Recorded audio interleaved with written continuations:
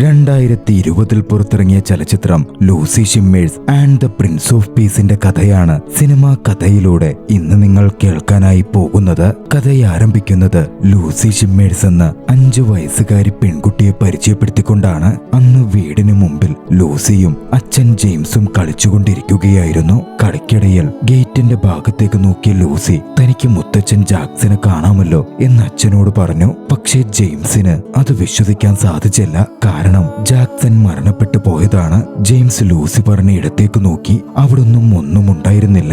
നീ നിന്റെ മുത്തച്ഛനെ ഒരുപാട് മിസ് ചെയ്യുന്ന കൊണ്ട് തോന്നുന്നതാകും, അവിടെങ്ങും ആരുമില്ല, ജെയിംസ് പറഞ്ഞു. പിന്നാലെ ലൂസി ചുമയ്ക്കാൻ ആരംഭിച്ചു.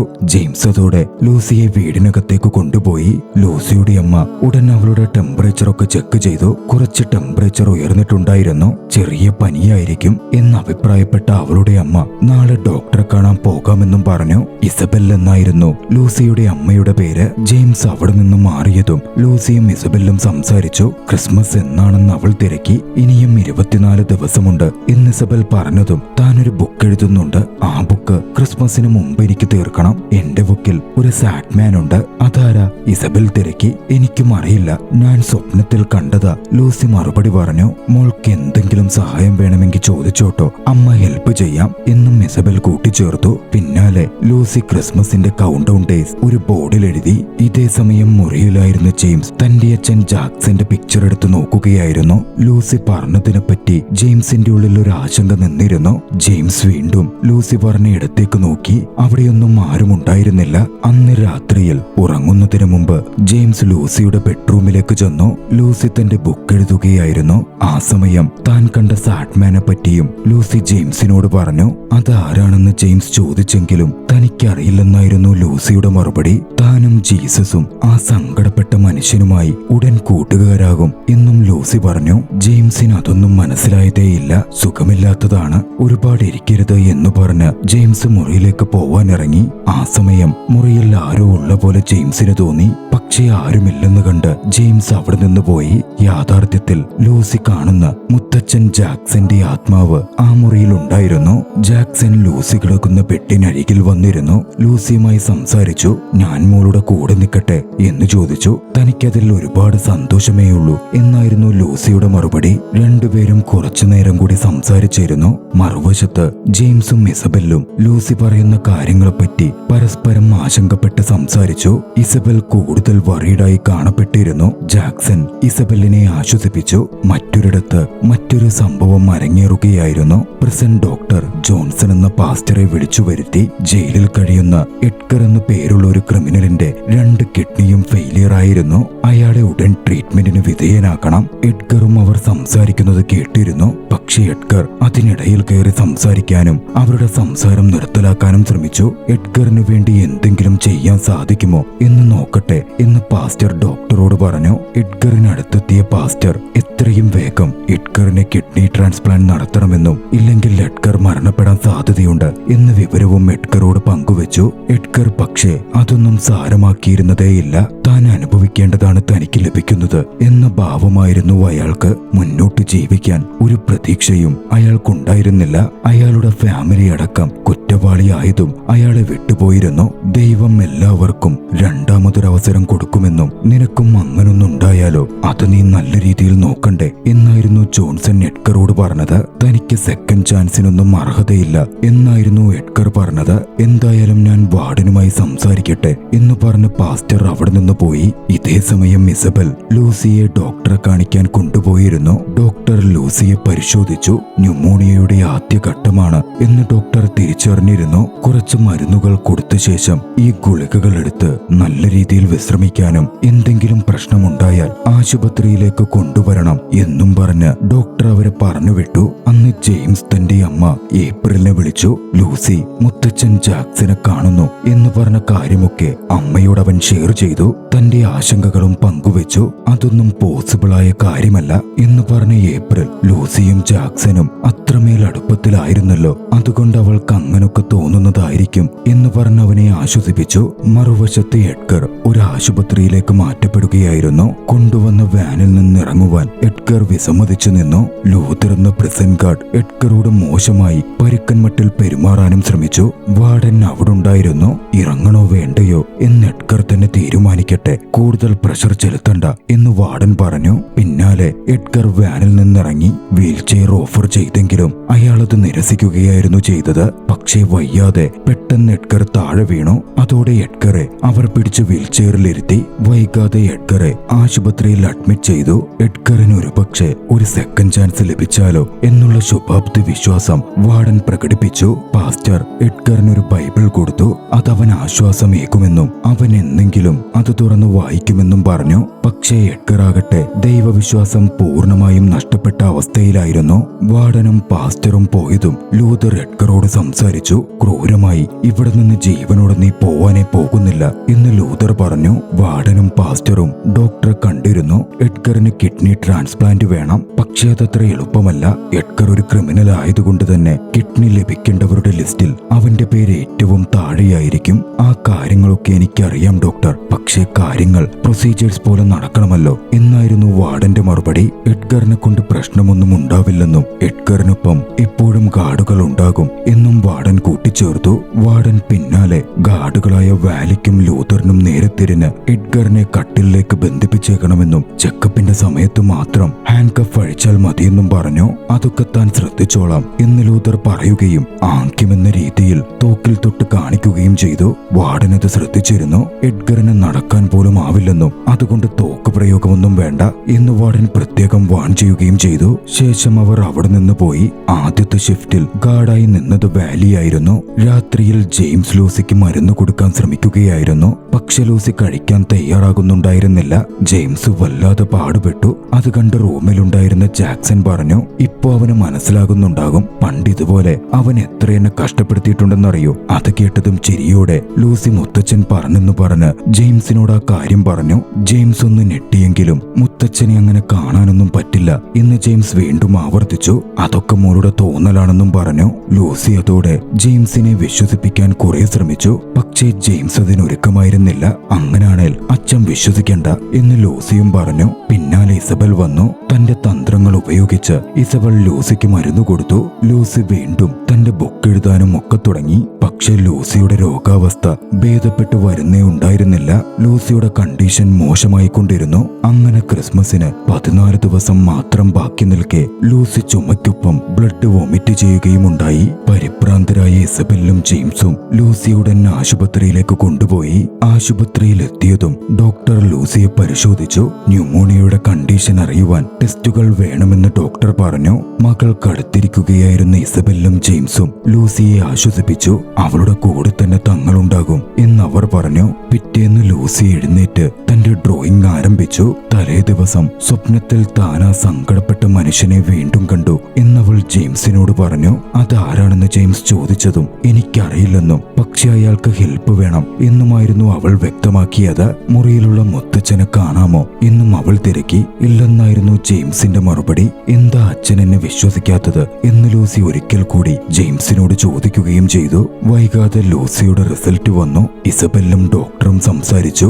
ലൂസിയുടെ കണ്ടീഷൻ മോശമാവുകയാണെന്നും ന്യൂമോണിയ പടർന്നിട്ടുണ്ടെന്നും ആശുപത്രിയിൽ അഡ്മിറ്റ് ചെയ്ത് ചികിത്സിക്കണം എന്നും ഡോക്ടർ പറഞ്ഞു. അപ്പോഴേക്കും ഏപ്രിലും അങ്ങോട്ടേക്ക് എത്തിച്ചേർന്നിരുന്നു. ഇസബെല്ലിനെ കെട്ടിപ്പിടിച്ച് ഇസബെല്ലിന്റെ അമ്മായിയമ്മ ഏപ്രിൽ അവളെ ആശ്വസിപ്പിച്ചു. വൈകാതെ ലൂസിയെ ഒരു റൂമിലേക്ക് മാറ്റാൻ ആരംഭിച്ചു. വീൽ ചെയറിൽ ഇരുത്തിയായിരുന്നു ലൂസിയെ കൊണ്ടുപോയിരുന്നത്. മറുവശത്ത് എഡ്ഗറിനെയും ടെസ്റ്റുകൾക്കായി കൊണ്ടുപോകുന്നുണ്ടായിരുന്നു. ഇടനാഴിയിൽ വെച്ച് ഇരുവരും കണ്ടുമുട്ടി. എഡ്ഗറെ കണ്ടതും ലൂസി ജെയിംസിനോട് വീൽ ചെയർ നിർത്താൻ പറഞ്ഞു. എഡ്ഗറിനെ നന്നായി കാണണം എന്നും ആവശ്യപ്പെട്ടു. പക്ഷേ വീൽ ചെയർ തള്ളുകയായിരുന്ന ലൂതർ നിർത്താതെ മുമ്പിലേക്ക് പോയി. ലൂസി ആ സമയം ജെയിംസിനടുക്കൽ താൻ സ്വപ്നത്തിൽ കാണുന്ന സങ്കടപ്പെട്ട മനുഷ്യൻ അത് അയാളാണ് എന്ന് പറഞ്ഞു. അത് കൂടുതൽ വിശ്വസനീയമാക്കുവാൻ താൻ സ്വപ്നത്തിൽ നിന്നും കണ്ടുവരച്ചൊരു ചിത്രവും അവൾ പാരന്റ്സിനെ കാണിച്ചു. അതൊക്കെ വിശ്വസനീയമായി ജെയിംസിന് തോന്നുന്നുണ്ടായിരുന്നില്ല. പക്ഷേ ഇസബെല്ലും ഏപ്രിലും അത് അയാളെപ്പോലെ തന്നെയുണ്ട് എന്ന് ലൂസിയോട് പറഞ്ഞു. ശേഷം ഒരു ചിരിയോടെ അവരെല്ലാവരും ലൂസിയെ മുറിയിലെത്തിച്ചു. നഴ്സ് പോവാൻ തുടങ്ങിയതും ജെയിംസ് നഴ്സിന്റെ പിന്നാലെ ചെന്നു. എഡ്ഗറെ പറ്റി തിരക്കി. എഡ്ഗർ കിഡ്നി ട്രാൻസ്പ്ലാന്റിന് വന്ന പേഷ്യന്റാണ് എന്ന് ജെയിംസ് തിരിച്ചറിഞ്ഞു. അയാൾ എന്തെങ്കിലും പ്രശ്നമാകുമോ എന്ന് ജെയിംസ് ചോദിച്ചതും അയാൾക്കൊപ്പം എപ്പോഴും ഗാർഡുകൾ ഉണ്ടാകും. ഇനി നിങ്ങൾക്ക് റൂം ചേഞ്ച് വല്ലതും വേണോ എന്നായി നഴ്സിന്റെ മറുചോദ്യം. അതൊന്നും വേണ്ടെന്നായിരുന്നു ജെയിംസ് പറഞ്ഞത്. ലൂസി തന്റെ ഫാമിലിക്കൊപ്പം ഒരുപാട് സമയം ചിലവഴിച്ചു. ഇസബെല്ലിന്റെ അച്ഛനുമായും ഫോണിൽ വീഡിയോ കോൾ ചെയ്ത് സംസാരിച്ചു. കുറച്ചു കഴിഞ്ഞതും സീനിയർ ഡോക്ടർ ലൂസിയെയും ലൂസിയുടെ പാരന്റ്സിനെയും കാണാനെത്തി. ലൂസിയുടെ ഇൻഫെക്ഷൻ എത്രമേൽ സീരിയസ് ആണ് എന്ന് ഡോക്ടർ അവരോട് വിശദീകരിച്ചു. കാര്യങ്ങൾ നല്ല രീതിയിൽ പോയില്ലെങ്കിൽ അവൾ കോമയിലേക്ക് പോകാമെന്നും മരണപ്പെടാമെന്നും ഡോക്ടർ വ്യക്തമാക്കി. ആകെയുള്ളൊരു മകളാണ്. ഇസബെല്ലും ജെയിംസും ആകെ വല്ലാതായി. അന്ന് വൈകിട്ട് ലൂതർ തന്റെ ഷിഫ്റ്റിലേക്ക് തിരികെ എത്തി. എഡ്ഗറിന്റെ മുറിയിലേക്ക് കയറി ചെന്ന് അയാൾ കണ്ടത് എഡ്ഗർ ഫാമിലി ഫോട്ടോയും നോക്കിയിരിക്കുന്നതായിരുന്നു. ലൂതർ അത് ചോദിച്ചു വാങ്ങുകയും നീയൊക്കെ ജീവനോടെ ഇരുന്നിട്ട് എന്തിനാടാ അങ്ങ് ചത്തുപോ, നിന്റെ ഫാമിലി അല്ലേ, അവരെ ഞാൻ നോക്കിക്കോളാം എന്ന് മോശമായ രീതിയിൽ സംസാരിച്ചു. പിന്നാലെ ആ ഫാമിലി പിക്ചർ രണ്ടായി കീറിയിടുകയും ചെയ്തു. എഡ്ഗറിന് അത്രമേൽ ദേഷ്യം വന്നെങ്കിലും അയാൾക്കൊന്നും ചെയ്യാൻ സാധിക്കുമായിരുന്നില്ല. അന്ന് രാത്രിയിൽ ലൂസിക്കൊപ്പം ജെയിംസ് ആയിരുന്നു ആശുപത്രിയിൽ നിന്നിരുന്നത്. ജെയിംസ് ഉറക്കത്തിലേക്ക് വീണ തക്കം നോക്കി ലൂസി ബെഡിൽ നിന്ന് എഴുന്നേറ്റ് പുറത്തു കടന്നു. വഴിയിൽ വെച്ച് ലൂസി ഹോസ്പിറ്റൽ ക്ലീനർ ബാർട്ടിനെ കണ്ടു. ബാർട്ട് സങ്കടത്തിലാണ് എന്ന് തോന്നിയ ലൂസി ബാർട്ടുമായി സംസാരിച്ചു. നിങ്ങൾ സങ്കടത്തിലാണോ എന്ന് ബാർട്ടിനോട് ചോദിച്ചപ്പോൾ അതെ എന്നായിരുന്നു ബാർട്ടിന്റെ മറുപടി. ബാർട്ട് അതെ എന്ന് പറഞ്ഞതും ലൂസി പറഞ്ഞു, താങ്കൾ വിഷമിക്കണ്ട, താങ്കളെ ദൈവം സ്നേഹിക്കുന്നുണ്ട്. നാളെ താങ്കൾക്ക് ഞാനൊരു ചിത്രം വരച്ച് തരികയും ചെയ്യാം. ബാർട്ടിനെ കുറച്ച് സന്തോഷവാനാക്കിയ ശേഷം ലൂസി മുന്നിലേക്ക് നടന്നു. തൊട്ടു പിന്നാലെ ജാക്സൺ അവളുടെ അടുത്തെത്തി. എങ്ങോട്ടാ പോകുന്നതെന്ന് തിരക്കി. തന്റെ ഫ്രണ്ടിനെ കാണാനാ പോകുന്നത് എന്നായിരുന്നു ലൂസിയുടെ മറുപടി. നീ ആരെ പറ്റിയാ സംസാരിക്കുന്നത് എന്നെനിക്കറിയാം എന്ന് മുത്തച്ഛൻ പറഞ്ഞു. ഉടൻ ലൂസി ചോദിച്ചു, മുത്തച്ഛൻ എന്റെ കൂടെ ഉള്ളപ്പോ എനിക്ക് വളരെ സ്ട്രോങ്ങസ്റ്റ് ആയി ഫീൽ ചെയ്യുന്നത് എന്താ? വിശ്വസിക്കുന്ന എല്ലാവർക്കും ഏഞ്ചൽസ് കൂടുതൽ ശക്തി പകരാറുണ്ട് എന്നായിരുന്നു ജാക്സന്റെ മറുപടി. എഡ്ഗറിന്റെ മുറിയിലേക്ക് പോവാനാണ് ലൂസി നിന്നിരുന്നത്. അലാം ഓണാക്കി കാവലിരിക്കുന്ന ലൂതറിന്റെ ശ്രദ്ധ താൻ തെറ്റിക്കാമെന്നും ലൂസി ആത്തക്കത്തിന് മുറിയിൽ കയറിക്കോളൂ എന്നും ജാക്സൺ ലൂസിയോട് പറഞ്ഞു. ജാക്സൺ അത്തരത്തിൽ പ്രവർത്തിക്കുകയും ലൂസി എഡ്ഗറിന്റെ മുറിയിലേക്ക് കയറുകയും ചെയ്തു. എഡ്ഗറിനടുത്തെത്തി ലൂസി സംസാരിക്കാൻ തുടങ്ങി. ഹായ്, എന്റെ പേര് ലൂസി എന്നാ. നിങ്ങളുടെ പേരെന്താ? എന്റെ സ്വപ്നത്തില് ജീസസ് വന്ന് നിങ്ങളെ സഹായിക്കാൻ പറഞ്ഞു. ഡി കുട്ടിപ്പെണ്ണ്, ഇവിടെ എന്താ എടുക്കുന്നേ? നീ പോവാൻ നോക്കിക്കേ. ഗൗരവത്തിലായിരുന്നു എഡ്ഗറിന്റെ മറുപടി. നമുക്ക് രണ്ടുപേർക്കും ഫ്രണ്ട്സ് ആയാലോ? ലൂസി എഡ്ഗറോട് ചോദിച്ചു. കൊച്ചെ, നമുക്കങ്ങനെ ഫ്രണ്ട്സ് ഒന്നും ആവാൻ പറ്റില്ല. പിന്നെ നീ പറഞ്ഞ ജീസസ് ഉണ്ടല്ലോ, എനിക്ക് അങ്ങേരുടെ മേലൊരു വിശ്വാസവുമില്ല. നീ ഇവിടുന്ന് പോവാൻ നോക്ക്. അത് കേട്ടതും ലൂസി അവിടെ ഇരുന്ന് ബൈബിൾ എടുത്ത് എഡ്ഗറിന്റെ നെഞ്ചുമേൽ വെച്ചു. ഇത് നന്നായി വായിക്ക്, അദ്ദേഹം നിങ്ങൾക്ക് ഉറപ്പായും സഹായം ചെയ്യും. ഞാൻ നാളെ വരാം, നമുക്കൊന്നിച്ച് ബൈബിൾ വായിക്കാം എന്നുകൂടി അവൾ പറഞ്ഞു. അകത്താരോ സംസാരിക്കുന്ന പോലെ പുറത്തിരുന്ന ലൂതറിന് തോന്നി. ലൂതർ അകത്തേക്ക് കയറി ചെന്നു. പക്ഷെ ആരും അവിടെ ഉണ്ടായിരുന്നില്ല. ലൂതർ വരുന്നെന്ന് കണ്ടതും ലൂസി അവിടെ മറഞ്ഞു നിന്നിരുന്നു. ലൂതർ അകത്തേക്ക് കയറിയതും ലൂതറിന്റെ ശ്രദ്ധയിൽപ്പെടാതെ ലൂസി പുറത്തു കടന്നു. അടുത്ത ദിവസം ലൂസിയുടെ കണ്ടീഷൻ കൂടുതൽ മോശമായി. അവൾക്ക് സ്വന്തമായി ശ്വസിക്കാനേ സാധിക്കുന്നുണ്ടായിരുന്നില്ല. ഉടൻ ഓക്സിജൻ സപ്പോർട്ട് നൽകപ്പെട്ടു. ഡോക്ടർ വന്ന് പരിശോധിച്ചു. മരുന്നുകളൊന്നും ഫലിക്കുന്നില്ലെന്നും ഒരു എക്സ്റേ എടുത്ത് നോക്കണം എന്നും ഡോക്ടർ പറഞ്ഞു. ലൂസിയെ പിന്നാലെ എക്സ്റേക്ക് കൊണ്ടുപോകാൻ ആരംഭിച്ചു. ജെയിംസ് ആയിരുന്നു വീൽ ചെയറിൽ ലൂസിയെ കൊണ്ടുപോയത്. വഴിയിൽ വെച്ച് ട്രീറ്റ്മെന്റിന് കൊണ്ടുപോവുകയായിരുന്ന എഡ്ഗറും ലൂസിയും വീണ്ടും കണ്ടുമുട്ടി. വില്ലിയും എഡ്ഗറിന്റെ വീൽ ചെയർ സെക്രട്ടറിയർ ലൂസി സംസാരിക്കാൻ തുടങ്ങിയതും അവിടെ നിർത്തിക്കൊടുത്തു. ഹായ് എഡ്ഗർ, എനിക്ക് എക്സ്റേ എടുക്കണോന്ന് പറഞ്ഞു. അതിന് പോയിക്കൊണ്ടിരിക്കുക. നിങ്ങളെ എന്തിനാ ഇവിടെ കൊണ്ടുവന്നേ? എന്താ പറ്റിയത്? എന്റെ 2 കിഡ്നിയും ഫെയിൽഡായി. ആരേലും ഒരു കിഡ്നി തന്നാലേ ഇനി എനിക്ക് ജീവിക്കാൻ പറ്റൂ. അത് കേട്ടതും ലൂസിയുടെ അച്ഛനോട് ചോദിച്ചു, അച്ഛാ, എനിക്കെത്ര കിഡ്നിയുണ്ട്? 2 എന്നായിരുന്നു ജെയിംസിന്റെ മറുപടി. എന്തിനാ നീ ഇപ്പോ അത് ചോദിക്കുന്നേ? ജെയിംസ് ചോദിച്ചതും ഞാൻ എന്റെ 1 കിഡ്നി ഈ അങ്കിളിന് കൊടുക്കാൻ പോകുക എന്നുടൻ അവൾ പറഞ്ഞു. ഇല്ല മോളെ, മോള് നന്നായിട്ടിരിക്കണമെങ്കിൽ മോൾക്ക് 2 കിഡ്നിയും വേണം. അതൊന്നും അങ്ങനല്ല, അങ്ങനെ കൊടുക്കാനൊന്നും പറ്റില്ല എന്ന് പറഞ്ഞു. എഡ്ഗറിന്റെ വീൽ ചെയർ മുമ്പിലേക്ക് തള്ളിക്കൊണ്ടു പോകപ്പെട്ടു. ജെയിംസ് ഉടൻ മുന്നിലേക്ക് വന്ന് എഡ്ഗറുമായി മോളിങ്ങനെ സംസാരിക്കരുത് എന്നൊക്കെ ലൂസിയോട് ആവശ്യപ്പെട്ടു. ലൂസിക്ക് അത് തീരെ ഇഷ്ടപ്പെട്ടതേയില്ല. അവൾ പറഞ്ഞു, എന്താ അച്ഛാ, ജീസസിന് വരെ എഡ്ഗറിനെ അത്രയ്ക്ക് ഇഷ്ടമാ, പിന്നെ നമുക്കിഷ്ടപ്പെട്ടാൽ എന്താ? ജെയിംസിന് മറുപടികൾ ഉണ്ടായിരുന്നില്ല.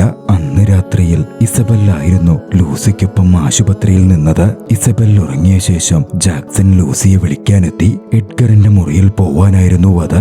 അവിടെ നിന്നിറങ്ങിയവൾ പുറത്തു കടന്നതും അവൾ ക്ലീനർ ബാർട്ടിനെ വീണ്ടും കണ്ടു. ബാർട്ടിനോട് സംസാരിച്ചു. തലേന്ന് പറഞ്ഞ പോലെ ഒരു ചിത്രം ബാർട്ടിന് വരച്ചു നൽകി. ബാർട്ടിന്റെ ഭാര്യയും ജീസസും ബാർട്ടിനെ സ്നേഹിക്കുന്നു എന്നായിരുന്നു ആ ചിത്രത്തിൽ ഉണ്ടായിരുന്നത്.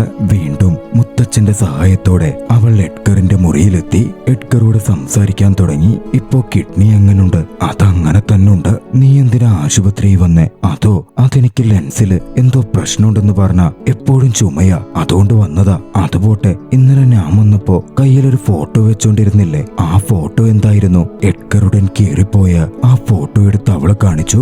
ഇവരാണോ നിങ്ങളുടെ ഫാമിലി? ആ, എന്റെ ഫാമിലി ആയിരുന്നു. പക്ഷെ ഇപ്പൊ എന്റെ കൂടെയില്ല. ഞാനൊരു വലിയ തെറ്റ് ചെയ്തു. അവരൊക്കെ എന്നെ ഉപേക്ഷിച്ചു പോയി. അപ്പൊ നിങ്ങൾക്ക് അവളോട് സോറി പറഞ്ഞാ പോരെ? സോറി പറഞ്ഞാ അവര് തിരിച്ചു വരൂലേ? അതൊന്നും നടക്കുമെന്ന് തോന്നുന്നില്ല. അവര് പിരിഞ്ഞിട്ട് കുറെ കൊല്ലങ്ങളായി. അവർക്കെന്നോട് ക്ഷമിക്കാനാകുമെന്നും എനിക്ക് തോന്നുന്നില്ല. നിങ്ങൾ അവരോട് ഒരു തവണ സംസാരിച്ചു നോക്കുന്നേ, ഒക്കെ നല്ലതായിട്ടേ വരൂ. ആ ബൈബിൾ എന്തേ? അതിൽ മാത്യു ചാപ്റ്റർ 2 വായിച്ച് എനിക്ക് ഏറ്റവും ഇഷ്ടമുള്ളതാ അത്. ലൂസി ആവശ്യപ്പെട്ടതും എഡ്ഗർ അത് വായിച്ചു കേൾപ്പിക്കാൻ തുടങ്ങി.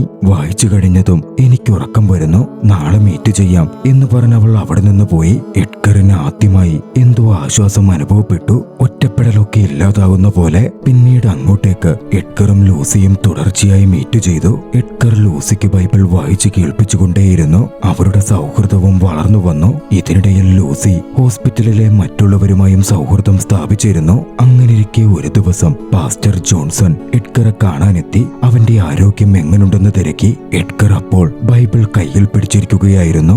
എഡ്ഗറിന്റെ മാറ്റം പാസ്റ്ററെയും അതിശയിപ്പിച്ചു. നിനക്കായി ദൈവം അയച്ചൊരു ഗിഫ്റ്റ് എന്റെ കൂടെയുണ്ട് എന്ന് പാസ്റ്റർ എഡ്ഗറോട് പറഞ്ഞു. പിന്നാലെ അങ്ങോട്ടേക്ക് കതക് തുറന്ന് എഡ്ഗറിന്റെ ഭാര്യയും മകളും കയറി വന്നു.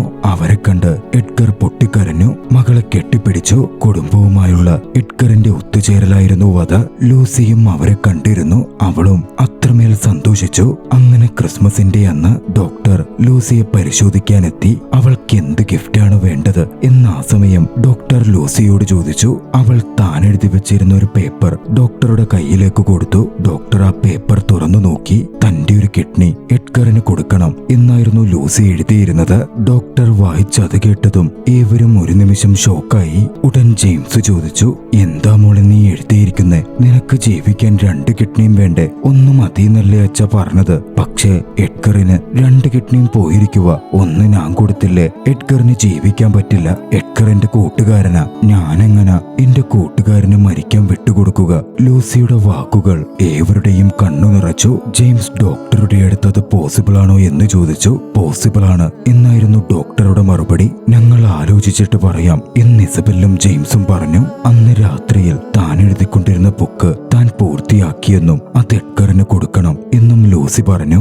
ജെയിംസ് ആയിരുന്നു ലൂസിയെ കൂട്ടിക്കൊണ്ടുപോയത്. പോകുന്ന വഴിയിൽ ഹോസ്പിറ്റലിലെ രോഗികളോടും മറ്റും അഭിവാദ്യം ചെയ്യുന്ന ലൂസിയെ അതിശയത്തോടെ ജെയിംസ് നോക്കിക്കണ്ടു. അവരൊക്കെ തന്റെ സുഹൃത്തുക്കളാണ് എന്നും ലൂസി പറഞ്ഞു. ലൂതറിന്റെ എഡ്ഗറിന്റെ കണ്ണു വെട്ടിക്കാൻ പതിവ് പോലെ ജാക്സൺ നിൽക്കുന്നുണ്ടായിരുന്നു. ജാക്സൺ അലാറം ഓൺ ചെയ്തു. ലൂത്തർ അങ്ങോട്ടേക്ക് ശ്രദ്ധിച്ചതും അകത്ത് കടക്കാൻ ലൂസി ജെയിംസിനോട് പറഞ്ഞു. അവരിരുവരും എഡ്ഗറിന്റെ മുറിയിലേക്കും കടന്നു. അതൊക്കെ ജെയിംസിന് അതിശയകരമായി തോന്നി. ലൂസിയെ കണ്ടതും എഡ്ഗറിന്റെ മുഖത്ത് സന്തോഷം പ്രകടമായിരുന്നു. ലൂസിയെ കണ്ടതിൽ പിന്നെ തന്റെ ജീവിതം തന്നെ മാറി മറിഞ്ഞുവെന്നും തന്റെ ജീവിതത്തിൽ ലൂസി പ്രതീക്ഷയേക്കിയെന്നും എഡ്ഗർ ജെയിംസിനോട് പറഞ്ഞു. തന്റെ മകളും ഭാര്യയും കാണാൻ വന്ന കാര്യവും എഡ്ഗർ വ്യക്തമാക്കി. നിന്നോട് എങ്ങനെ നന്ദി പറയണമെന്നറിയില്ല എന്നും എഡ്ഗർ പറഞ്ഞപ്പോൾ ലൂസി പറഞ്ഞു, എന്തിനാ നന്ദി പറയുന്നേ? ഞാൻ മുമ്പേ പറഞ്ഞില്ലേ ജീസസിന് നിങ്ങളെ ഇഷ്ടമാണെന്ന്. ഞാൻ നിങ്ങൾക്ക് വേണ്ടി എഴുതിയ ബുക്ക്, ഇത് നിങ്ങൾ വായിക്കണം എന്ന് പറഞ്ഞ് ലൂസി ആ ബുക്ക് എഡ്ഗറിന് കൈമാറി.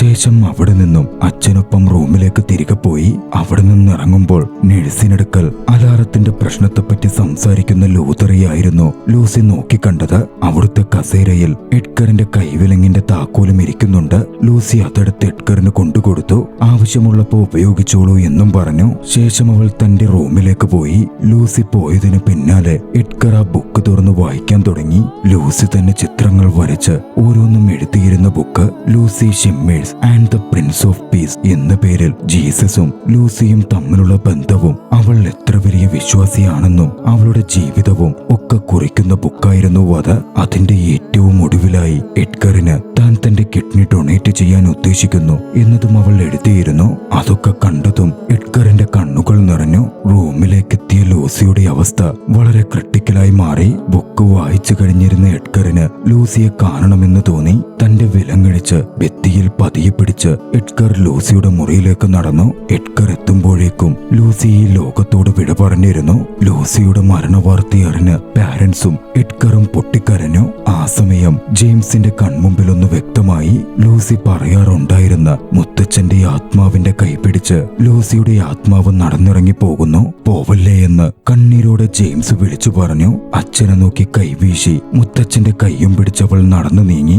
വൈകാതെ ലൂസിയുടെ കിഡ്നി എഡ്ഗറിന് ട്രാൻസ്പ്ലാന്റ് ചെയ്യപ്പെട്ടു. കിഡ്നി ട്രാൻസ്പ്ലാന്റിന് വേണ്ട എല്ലാ ടെസ്റ്റുകളും പോസിറ്റീവായി വന്നിരുന്നു. എഡ്ഗർ വൈകാതെ സുഖം പ്രാപിച്ചു വന്നു. തന്റെ ഫാമിലിക്കൊപ്പം എഡ്ഗർ സന്തോഷത്തോടെ ജീവിക്കാൻ തുടങ്ങി. വർഷങ്ങൾക്ക് ശേഷം ജെയിംസും ഇസബെല്ലും ഒരു ആൺകുട്ടിക്ക് ജന്മം നൽകി. അവരിരുവരും വീട്ടുമുറ്റത്ത് കളിച്ചുകൊണ്ടിരിക്കെ ആ വഴി ഇസബെല്ലിന്റെയും മുത്തച്ഛന്റെയും ആത്മാവ് വന്നു. ജെയിംസ് അവരിരുവരെയും നോക്കി കണ്ടു. അവരിരുവരും ജെയിംസിനെ നോക്കി കൈവീശി. ജെയിംസ് അവരെ നോക്കി നിന്നു. ജെയിംസിന്റെ മകൻ ചോദിച്ചു, ആരെയെ അച്ഛൻ നോക്കുന്നത്? നിന്റെ മുത്തച്ഛനെയും സഹോദരിയെയുമാണ് എന്നായിരുന്നു ജെയിംസിന്റെ മറുപടി. മുത്തച്ഛന്റെ കൈ പിടിച്ച് ലൂസി അവിടെ നിന്ന് നടന്നു നീങ്ങാൻ തുടങ്ങി. ആ ദൃശ്യങ്ങളോടെ ചലച്ചിത്രം അവസാനിക്കുകയാണ്. നിങ്ങൾക്ക് ഈ ചലച്ചിത്രം ഇഷ്ടമായെങ്കിൽ വീഡിയോ ലൈക്ക് ചെയ്യുക. അഭിപ്രായങ്ങളും നിർദ്ദേശങ്ങളും കമന്റുകളിൽ രേഖപ്പെടുത്തുക. കഴിയുമെങ്കിൽ ചാനൽ സബ്സ്ക്രൈബ് ചെയ്തും കൂട്ടുകാർക്ക് ഷെയർ ചെയ്തു കൊടുത്തും ഞങ്ങളെ സപ്പോർട്ട് ചെയ്യുക. അടുത്ത എപ്പിസോഡിൽ മറ്റൊരു മികച്ച ചലച്ചിത്രവുമായി നമുക്ക് കണ്ടുമുട്ടാം. അതുവരെ ബൈ.